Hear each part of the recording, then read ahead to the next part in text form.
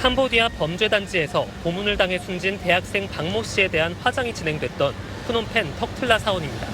턱틀라 사원은 캄보디아 수도권 일대에서 화장시설을 갖춘 몇 안 되는 곳으로 사망한 외국인 가운데 현지의 연고나 가족이 없는 대부분이 이곳에서 장례를 치릅니다. 현지 시간으로 오늘 오후 2시 10분쯤 이곳에 안치돼 있던 60대 한국인 남성 A씨의 시신이 화장됐습니다. That body also is Korean. He died at the hospital. More than 16 something. 이 사원 안치소엔 A씨를 제외하고도 60대 남성 2명과 50대 남성 1명 등 장례를 치르지 못한 한국인 시신이 3구 더 안치돼 있습니다.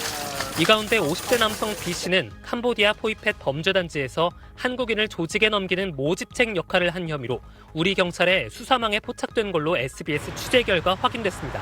5년 넘게 캄보디아에 체류하며 온라인 사기 범죄에 연루됐던 B씨는 지난 6월 시아누크빌의 한 병원에서 숨진 걸로 파악됐습니다. 외교부는 A씨와 B씨 등 사원에 안치된 4명의 고인이 모두 질병으로 사망한 걸로 안다며 현재까지 이들의 사망 과정에 범죄 연루 정황은 파악된 바 없다고 밝혔습니다. They were dead in the hospital, right? Yeah. Not the crime. No, not a crime. 외교부 관계자는 시신과 유해가 아직 송환되지 않은 이유에 대해선 대부분 유가족이 송환을 원치 않거나 연락이 닿는 유가족이 없기 때문이라고 SBS에 설명했습니다. 주 캄보디아 대사관은 국내 연고자와 연락을 취하고 장례를 지원하는 등 필요한 영사조력을 제공하고 있다고 밝혔습니다. 시신 4구가 발견됐다는 소식에 앞서 현지에서 50대 한국인이 숨진 채 발견됐습니다. 이 내용은 캄보디아 현장을 연결해 알아보겠습니다. 최승훈 기자, 숨진 50대 한국인 남성은 어디에서 발견됐습니까? 캄보디아 시아누크빌의 한 호텔에서 또 다른 50대 한국인 남성이 숨진 채 발견된 건 현지 시각으로 어젯밤 8시쯤입니다. 이 시아누크빌은 범죄단지가 밀집한 캄보디아 서남부의 최대 항구 도시인데요. 현장에선 숨진 남성의 것으로 추정되는 여권과 휴대전화, 메모 형태의 유서가 발견됐습니다. SBS 취재 결과 유서엔 미안하다 이런 내용이 담겨 있는 걸로 파악됐습니다. 외교부에 따르면 남성이 숨진 곳은 한 카지노 호텔의 객실이고 타살 정황은 발견되지 않았습니다. 주 캄보디아 한국대사관은 현재 영사를 급파해서 현지 경찰에 신속한 조사를 요청했는데요. 고인이 범죄단체와 연관돼 있는지 혹시 납치나 감금 피해를 당하진 않았는지 조사가 이루어질 걸로 보입니다. 다만 우리 당국이 고인의 유족과 아직 연락이 닿진 않아서 부검 일정은 잡히지 않았습니다.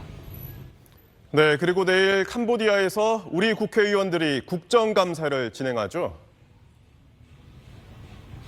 국회 외교통일위원회 국정감사는 현지 시각으로 내일 오전 10시 주 캄보디아 한국대사관에서 열립니다. 국감에선 캄보디아에서 벌어진 한국인 납치, 감금, 실종 사태가 도마 위에 오를 걸로 보입니다. 한국대사관이 납치, 감금 구조 요청이 들어오면 현지 경찰에 직접 신고하라고 안내만 하고 소극적으로 대응한 점과 면피성 신고 지침 등에 대한 의원들의 질타가 이어질 전망입니다. 국정감사가 끝나면 외통위원들은 범죄단지를 시찰하고 모레 교민 간담회도 진행할 예정입니다. 지금까지 캄보디아 프놈펜에서 SBS 최승훈입니다. 검은색 옷을 입은 남성들이 호송차에서 내려 건물로 들어갑니다. 캄보디아에서 송환된 피의자 10명이 영장실질 심사를 받기 위해 법원에 출석한 겁니다. 로맨스 스캠 가담하셨습니까? 범죄 얼마 정도 가담하셨습니까? 알고 가셨습니까?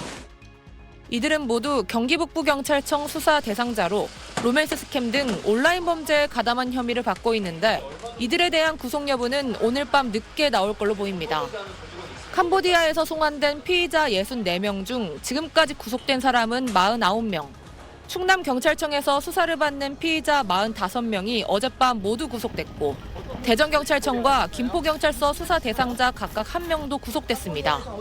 영장실질심사 결과에 따라 구속자 수는 최대 59명까지 늘어날 전망입니다. 송환자들이 무더기로 구속되면서 경찰 수사는 속도를 내고 있습니다. 리딩방 사기와 노쇼 사기 등에 대한 혐의 입증과 함께 캄보디아 범죄 조직으로부터 당한 감금 폭행 피해 관련 수사도 함께 진행되고 있습니다. 캄보디아 현지에서 범죄 조직의 고문을 받다 숨진 대학생 박모 씨의 유해는 오늘 오전 한국으로 돌아왔습니다. 지난 8월 8일 캄보디아 보코산 일대에서 숨진 채 발견된 지 74일 만입니다. 박 씨의 유골함을 인도받은 유족은 빈소를 차리는 대신 선산에 매장할 걸로 알려졌습니다. 경찰은 조직검사와 약동물 검사를 통해 박 씨의 정확한 사망 원인을 밝혀낼 예정입니다. SBS 김봄입니다.